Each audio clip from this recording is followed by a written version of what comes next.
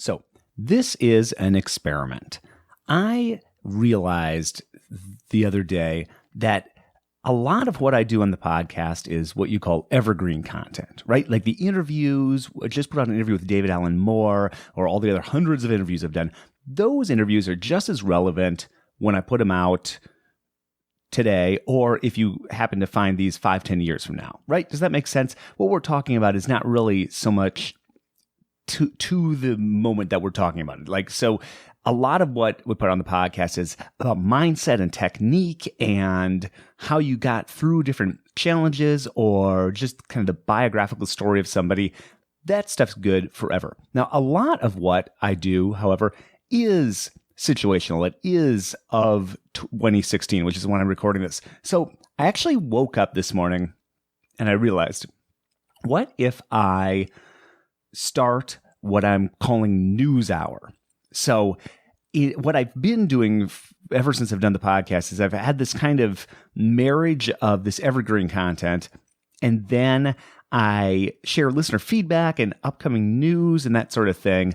And I'm just trying to think of ways to make the podcast more useful to people, because I really do think that that's important. Those more time-sensitive things like events and that sort of thing, upcoming activities, people have a bass festival, or there's an audition circuit coming up, or something like that, whatever.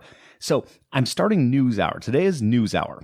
And I've also had a lot of people say, hey, why don't you do some video? So I don't even know if I'll release this, but I am recording video as I'm recording this audio, which means I'm going to try to do this without editing, which I love that idea, because I do spend a lot of time editing, and probably way too much time. So here's how this is going to work. And I'd love your feedback. Feedback at contrabassconversations.com.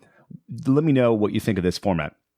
So I'm going to start with some news and just a little reflection on like the most recent interviews. I'm going to talk just a little bit about David Allen Moore and meeting up with him and some lessons learned from the interview, because that's something I've wanted to do too. There's some other podcasts I listen to, and they'll feature a guest, and then they'll put out another episode kind of reflecting on that guest. And I am Captain Reflection. That's my whole life I've been doing a lot of that, if you can't tell from my writing and the podcast and everything. So I'd like to find a way to do that on the podcast. So this is an attempt to do that. If you have news to share, if you have an event coming up, if you have any feedback to share, feedback at contrabassconversations.com or Facebook, Twitter, whatever. And you can get to all those by just typing contrabassconversations.com/Twitter/Facebook, Snapchat, Pinterest. I don't know if you want to send me messages on Pinterest, but you can. I will get them.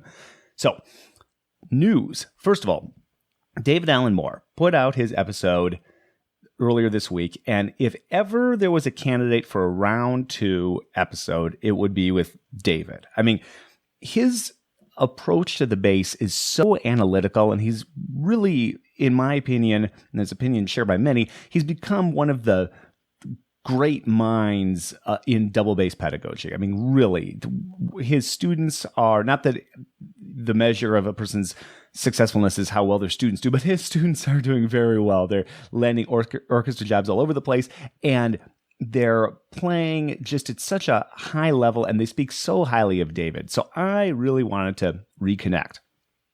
So we go really deep into technique. If you haven't listened to the episode yet, go back and check it out. It reminded me of 2 things. One was James Harnett, a bass teacher in Seattle, who my teacher, Michael Ovnanian, studied with Jim. And Jim wrote this, I think it was unpublished, but this fascinating but very eccentric double bass technique book. And as I was talking with David about his ideas and his evolution of looking at the left hand, I just couldn't help but think of James Harnett and how his book is laid out. The other thing that it reminded me of is Marcos Machado, who I just interviewed, haven't put out the episode yet, but he wrote a book called The Tao of the Bass. And it's going to be a 4-volume series, and a lot of similar concepts between what David's talking about and what Marcos is talking about. So you look forward to that. It'll be very cool. Now, David and fitness and just how the transformation, becoming an ultra-marathon runner and what that did for him and for all these aspects of his life. Man, what a great takeaway. And I love his description of what it's actually like running an ultramarathon. What's it like running 50 miles, running 60 miles, running 70 miles? And the concept of it's more doing 6 miles from point A to point B and then doing 8 miles from point B to point C.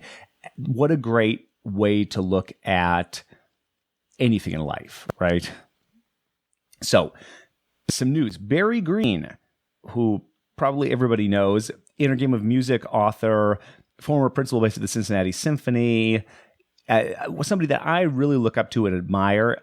And one of the things I admire about Barry is how he has kind of reinvented himself through pursuing his imaginative pursuits. I mean, that's kind of, if I look at his life, I'm putting words into his mouth, but that's something that I see and admire in Barry. And he's really moved into video recently. He's really having a good time creatively experimenting with video. And he put out a message on Facebook, shared it with me, emailed it to me. So I wanted to put it out for you guys. And it's what he wrote is just, at a time of political turmoil and transition throughout the world, I'd like to offer a few minutes of music dedicated to peace, inspiration, and compassion.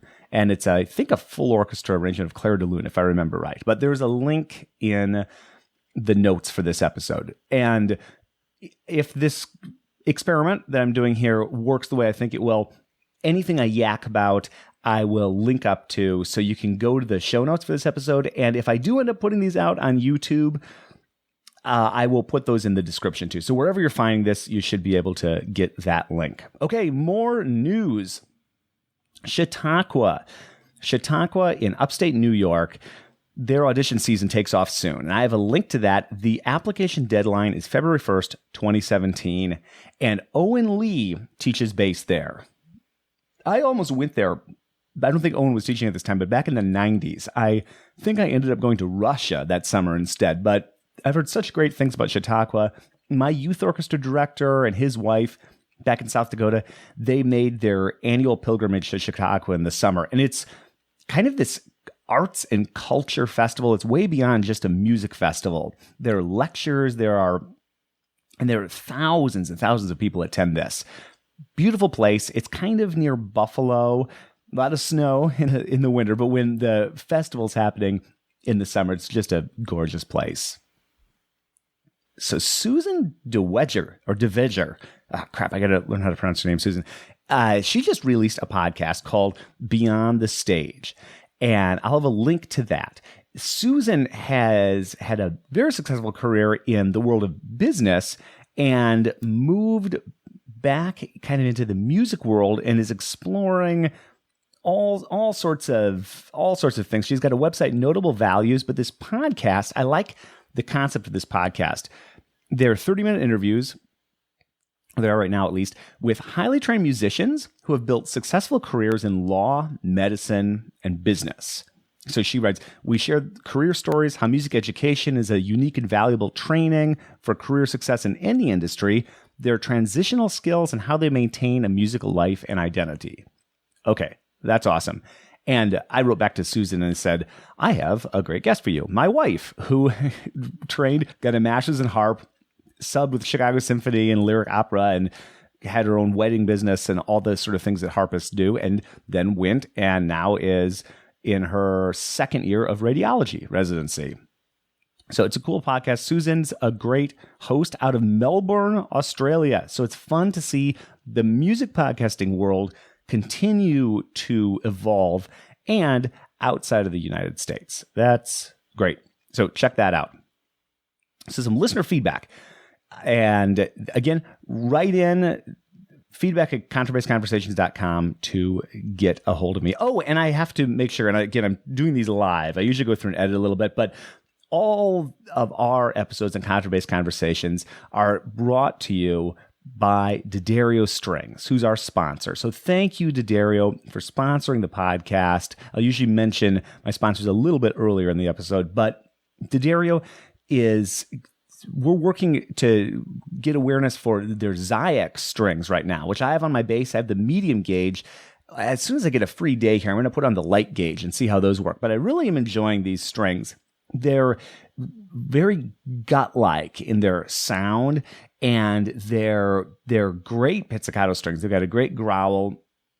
I'm really enjoying them on my jackstack with the bow, too. I think they have a really interesting, complex sound, and they're made in the USA. They're made in New York at the D'Addario Strings Factory. They're excellent strings, and we have a giveaway right now with D'Addario. So if you go to contrabassconversations.com/strings, you can enter in that giveaway. And thank you, D'Addario, for sponsoring the podcast. And in feedback, and again, write in, let me know how you're doing, let me know any news, anything at all.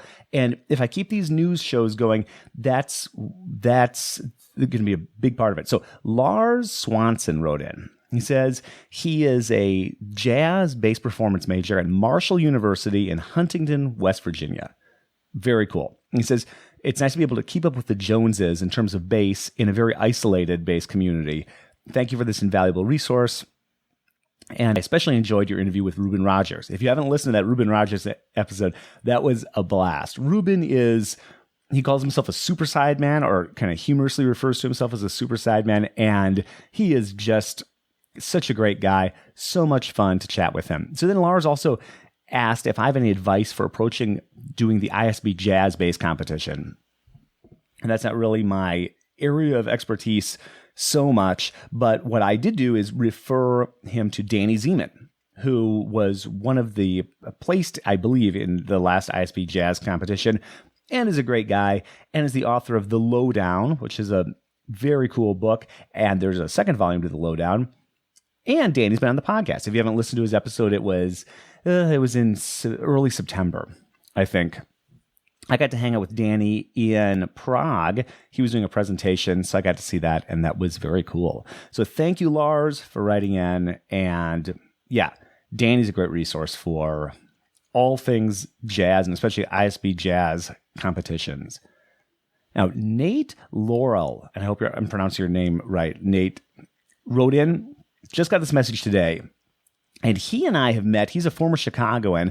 We were hanging out with Greg Sarche, lyric opera bass player, great guy, Greg Sarche, when Miloslav Gajdoš came to town. And I believe I took a video of Gajdoš playing Per Questa Bella Mano and singing the two. And that's something that Gajdoš is known for. And put that up on YouTube a decade ago. And it went, I don't know if viral is the right word, but I think it's got something like 50,000 views. I believe that was from when we were hanging out, Nate. So thank you for writing in. Nate was wondering if I knew anyone who's assembled a digital bass excerpt repertoire. And so I wrote back and I had two suggestions. One is orchestraexcerpts.com. Have you folks checked that out? Have I talked about that? I'm not sure if I've talked about that before. That's new to the web between podcast, 1.0 and this last year, podcast 2.0. But you can go to orchestraexcerpts.com/double bass, and they have, I think you can print out, it's like pretty much all the standard double bass excerpts, and you can, I can't remember if you can listen to them or not. I think you can listen to them, or there's an option to kind of sort of do that. I also created a while ago all these excerpts in MP3 form. This is back in the day. I was just carrying an iPod around for teaching, and I would carry a couple speakers, and I had like Beethoven 5 at all these different tempos at dotted half equals 40, 45, 50, 55, 60, 65, 70, that kind of thing. Those are all on my web, on doublebassblog.org. I have them on Dropbox too. You can find them if you go to doublebassblog.org, or I think if you just type like double bass MP3 excerpts, they should come up. I have a lot of the standard excerpts. I have a lot of the standard solo lit, like Kusevitsky and Bach suites and that kind of thing for practicing. They're not MIDI files, they're MP3s. So you're kind of stuck with the sounds I use and the tempos, but they're at least somewhat useful. And then I have scale files too. So you can find those all on my site, or I can just shoot you a link to them on Dropbox too. If you email me, I'm happy to share that. So also, Nate is living, and this is what I love. I love messages like this. So Nate's living on a little island off the coast of Panama near Costa Rica. Okay, that's an image. That sounds beautiful. Although I can't complain living here in San Francisco. I'm not gonna. But he's built a little solar-powered rainwater eco cabin there, and very cool. He's been touring for the last 8 years on the road. And I see in his Facebook bio that he is the assistant band leader for Cirque du Soleil. Is that right, Nate? Wow. Okay, that is cool for sure. Let me know where you're listening. Some of my favorite, that's a favorite. And then Kazakhstan is one that I really enjoyed hearing. And like rural Australia, West Virginia, isolated West Virginia. I love hearing where people are connecting with these episodes. Manuel Rodriguez wrote in, says he's not a bass player, but he's a luthier, and he asked me, what is the best amount of hair on a bass bow? And I wrote back and said, I do not know, which is what I often write if you ask me a real specific question, because I'm really just kind of a dude who does a podcast. So I'm not 100% sure. I think I referred Manuel to maybe Aaron Riley at Gornary House or Arnold Schnitzer or somebody. Pass him along to another luthier. And if you ever want to listen to, I've got a luthier. Where the heck do I have that set up? I'll make sure to put a link here. I'm going to write that down. I'll put a link to, I've started like a playlist of all the luthiers that I've had on the show. So you can just go, there'll be a link. Luthier page in the show notes. I told you folks, this is live. So, okay, I'll add that. And I've talked to maybe 8 luthiers at this point and bowmakers, Sue Lipkins. So some of that info may be in those episodes. Feel free to listen and check it out. And they're good episodes anyway. Irene from Concord International Group. And Concord makes Christopher basses. If you've ever played a Christopher bass, they're based out of Elgin, Illinois, which is suburban Chicago, and has a great orchestra that I used to play in, the Elgin Symphony. Well, Irene has put together this really nice, would make a great holiday gift, this double bass fingerboard and timeline chart. So, and I'll put a screenshot in the show notes here, but it's every note going up, and then on the right is what pitches are in each position. And then on the left is this bass history from, where does it start here? Let's see, 1500. So 1500 to the present, and major figures and that kind of thing. Very cool. And if you want to pick one up, at least right now, I believe it's $15. And just check out the link and you can get it. It's nice if you have a bassist in your life, or if you are looking to spruce up your bass studio. And last bit of feedback for today, Sienna George wrote in. And Sienna is a 16-year-old double bassist from Long Beach, California. She's been listening to the podcast for about 3 years, and Sienna's a big fan. It was principal bass 3 years ago at 13 of the Honors Performance Series, which played at Carnegie Hall, and then went on tour in China with the Pacific Symphony Youth Orchestra and won the principal bass of that group this year. And just such a sweet email. Sienna writes, I share your podcasts with all my bassist friends, and it makes us feel like we're part of a great inclusive community. I'm about to hit audition season for several youth orchestras and concerto competitions, and listening to your podcasts keeps me truly enthusiastic to practice with more productivity and endurance. My favorite interviews of yours have been with Alex Hanna, David Allen Moore, and your State of the Orchestra podcast. That is cool. Yeah, that's a blast from the past. John Grillo and I did these State of the Orchestra podcasts. You know what? I think maybe we only did one, but John and I have put out so much content over the years, and we were kind of experimenting back in the 2008 or so, just kind of talking about orchestral life in general. You know, there's a great podcast if you want to get into that called the Per Service Podcast. And it's all about kind of like the state of the orchestra and taking auditions and practicing. It's with 4 musicians. I'm just writing that down here. I will link to that. And they're the folks that actually run orchestraexcerpts.com. And great podcast. Totally. You should follow along with that. So anyway, Sienna, thank you so much for writing. And that I love hearing about where you're listening, how you're listening, your favorite episodes. And Sienna, you're going to love this. If you haven't listened to it yet, David Allen Moore Round 2. Oh, it's really good. So the other thing, and I'm open to any thoughts or suggestions with these news hours. This is just experiment number 1. And even if you've been doing a podcast like me for 10 years and you're on episode 280, it doesn't mean you know what you're doing. I don't know what I'm doing. I mean, I know how to do things, but part of what I love about this medium is there are no rules. No, there's no reason that I think that this could actually be super successful, these news hours. I think that this could be a great way to get word out about what's going on in the bass community. And I don't know, Ed, let me know what you think. Do you like this removed as a separate channel from the interview episodes? And I have more experiments coming up here with kind of thinking along those lines. They're still kind of gelling in my mind, so I won't get too specific, but I see a couple other ways to kind of shape the content channels of this podcast. Okay, I'll shut up. So the other thing I wanted to do is share recommendations. And the funny thing is, this is going back to like early days of the podcast. I used to do this on episode 1, episode 2, episode 3 of the podcast. I was going to make a big deal out of sharing like a link of the week and that sort of thing. And I started doing that. And I actually kind of like that idea. I thought, why did I quit doing that? I don't know why I quit doing that. Who knows? But I'm going to start doing that again. So I have recommendations.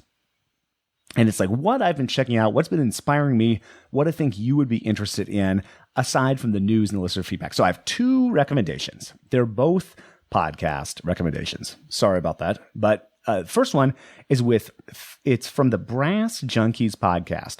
And is it Phil Snedecor? Oh, crap. I can't remember how to pronounce your name, Phil. Sorry.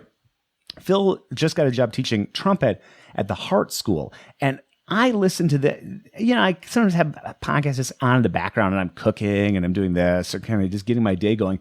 And Brass Junkies, that's one of those things, the great podcast, Andrew Hitz and Lance LeDuc, but I don't usually, that's not like the first podcast I click on. No diss, guys. I like your podcast, but it's a couple steps removed from what I'm usually interested in, being a bass player, that kind of thing. But I listened to this episode and I rewound the whole thing and listened again. It is such good advice for anybody, especially for young musicians or anyone looking to do something a little more entrepreneurial.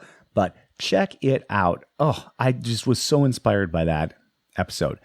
The other one, Tim Ferriss, and I'm a big Tim Ferriss fan for many reasons. He wrote the 4-Hour Workweek, 4-Hour Body, 4-Hour Chef. He's writing a new book called Tools of Titans.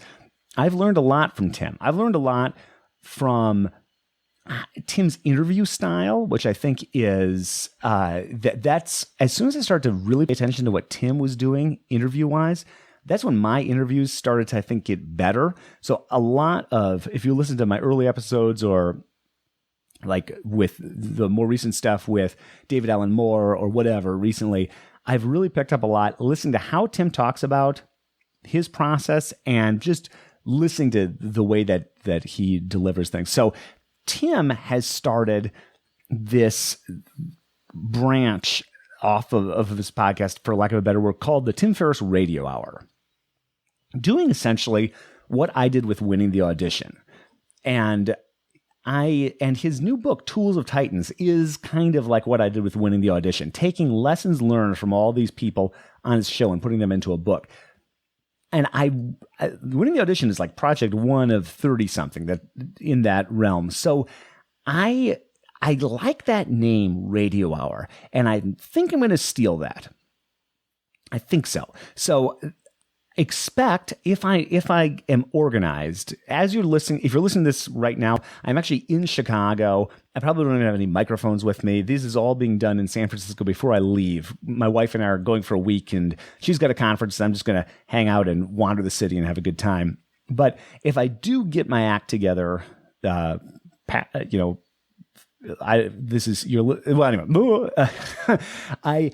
may be hearing episode 1 of the Radio Hour later this week. And at present, it's going to be something about fitness. So I'm pulling how people in their physical fitness, how that's helped them in their career, how they balance that into their life, what they do, what advice they have. I don't know why that seemed like a good place to go after winning the audition, but that's what I feel like. It just seems right to me. So the plan is to do a bunch of these shorter things. Winning the audition was a 4-part series. It was kind of like a weighty work. There are going to be more things in that ilk, this multi-part kind of really trying to help you with something. But right now, I just kind of want to play around and experiment and just get stuff out the door, because projects like winning the audition, that's like months of work. So I'm going to just take a topic, pull together some highlights from what people talked about on the show previously, and then offer some thoughts of my own and put that out. I think I'm going to call that Radio Hour. I'm stealing that from Tim Ferriss. So I'm going to link up to Tim Ferriss's first Radio Hour. Check out what he did, which was all about meditation, I think. Yeah, meditation, mindset, and mastery, which is one that he put out, which should be a good one for Contrabass Conversations too. Last of all, if you listen this long and you enjoy this format, this totally like turn the mic on and yak and share news and feedback and that sort of thing, let me know. If you think it'd be better to wrap it into the interview episodes, let me know. I'm just experimenting here. If you're interested in helping keep the lights on for this one-man operation, there's a page now, contrabassconversations.com/support. And people have asked me, how can I help? Or how can I donate? Or what can I do? And ever since getting the podcast going, and when I still had the full-time job, my answer was just share the episode with a friend. I knew that I wanted to set up some way for listeners to support, but I just wanted to do it right. And I am happy with what I've got now. So it's all on that page, contrabassconversations.com/support. So here's what you can do. You can donate if you want. And anyone who donates $20 or more, I will send you a signed copy of Winning the Audition. And there'll probably be some other gifts at other levels going forward here, but that's what I've got right now. Advertising. D'Addario is advertising. Thank you, D'Addario. And they're a big company. If you are interested in advertising, get in touch and let's talk. It doesn't matter if you're a small organization, medium-sized organization, school, you have a product, whatever. Let me know and we'll talk. I've had many advertisers in the past. I want to make sure that I have something that works well for you and me and the audience. And so everything is so individual. So just get in touch, feedback at contrabassconversations.com. You can buy Winning the Audition. That helps the podcast. That's a way to support the podcast. You can also bring me in. I am doing more and more live events, and I'm going to be doing 95% sure this is how it's going to work. I'm going to be doing in May a cross-country journey from San Francisco to New York to Ithaca for ISB in May. And I'm hoping to organize some meetups, stop in some schools, and just kind of make a whistle-stop tour out of it. So it doesn't matter where you live, except maybe the Pacific Northwest probably doesn't work because that's the opposite. That's the wrong direction. I'm heading to Texas. So that's the direction first, but I'm willing to veer off. But especially if you're anywhere between San Francisco and Texas, or Texas and New York, which is a lot of the country, let me know and maybe we can figure out some sort of live thing we can do. I love doing things live. The David Allen Moore, that was live at his bass studio at USC. There's such a great energy to doing live things. I love to do some more group events, and I have so many plans.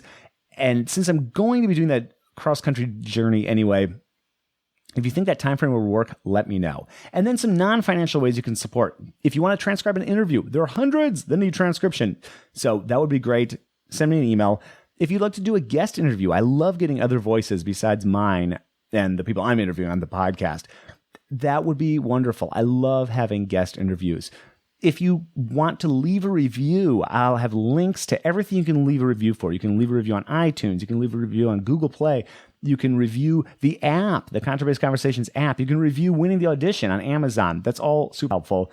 And last but not least, certainly share on social media. Email this out to a friend. Tell somebody that you know about the podcast. More than likely, they haven't heard of it. Even though we've got a big audience, I am still positive that most bass players certainly aren't listening regularly and maybe have not even heard of it. So that's another way to help out the show. Thank you so much. We will see you again soon for more life on the low end of the spectrum.